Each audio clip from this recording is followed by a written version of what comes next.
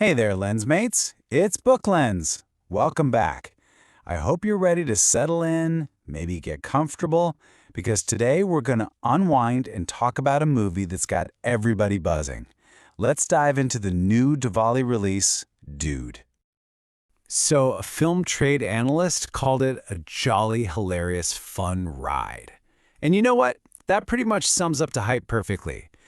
Dude landed in theaters with huge expectations, right?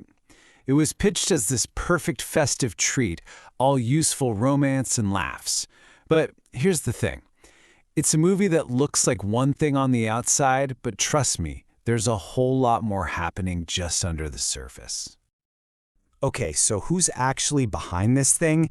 Let's pull back the curtain and meet the team that brought this Gen Z rom-com to life.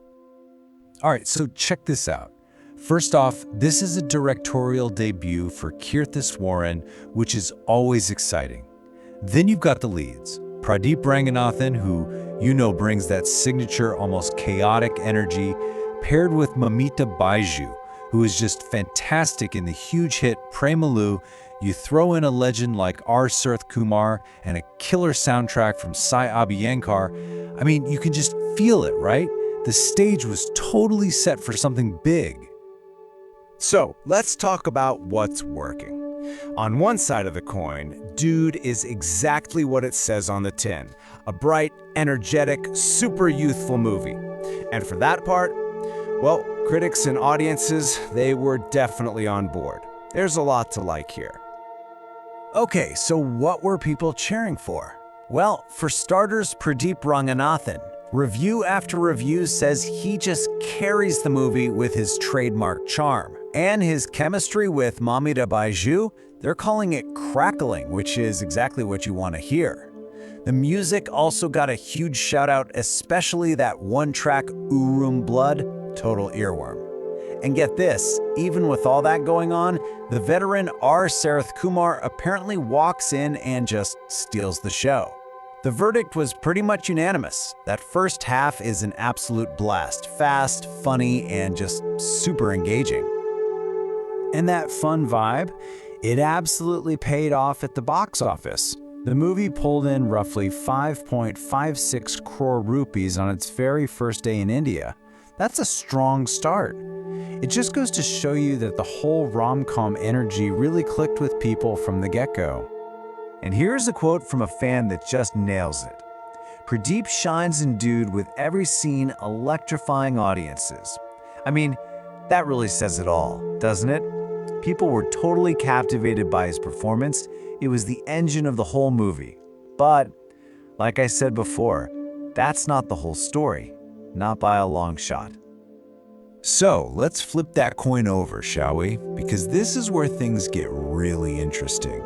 The trailers, the marketing, it was all about the fun, the romance, the Gen Z vibe. But the movie itself, it's hiding a much, much heavier story that I think took a lot of people by surprise. Yeah, the filmmakers did a pretty amazing job of keeping the movie's real conflict under wraps.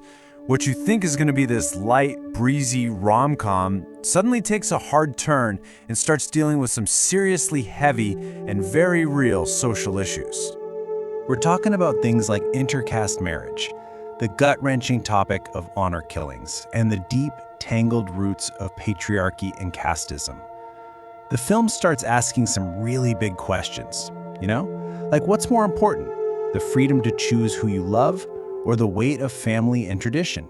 Honestly, for a first-time director to even attempt to weave all of this into a mainstream commercial movie, that is seriously ambitious. And that leads us right to the million-dollar question, doesn't it? Can a movie really be two things at once? Can it be a fun, light-hearted rom-com and a heavy-hitting social drama? Or does trying to do both mean you don't really nail either one? Well, this is pretty much exactly where the critical consensus starts to crack. You look at the reviews for Dudes, and a super clear pattern starts to form. There's a definite line drawn between what the movie does well and where it, falters. It's really a classic tale of two halves. Everyone seems to agree. The first half is awesome. It's greasy, it's fun, it pulls you right in. But then, the second half. That's where things get a bit messy. The common complaint is that when the story shifts to those heavier themes, it loses its way. The screenplay starts to wander, the tone gets all over the place, and it kind of falls into predictable traps, losing all that great energy it built up at the start. And this review from the Indian Express just hits the nail on the head. They said it's a film that starts off with breezy fun but loses its charm in a meandering, uneven second half. I mean, that's it in a nutshell, right? The ambition was definitely there. You have to give him credit for that.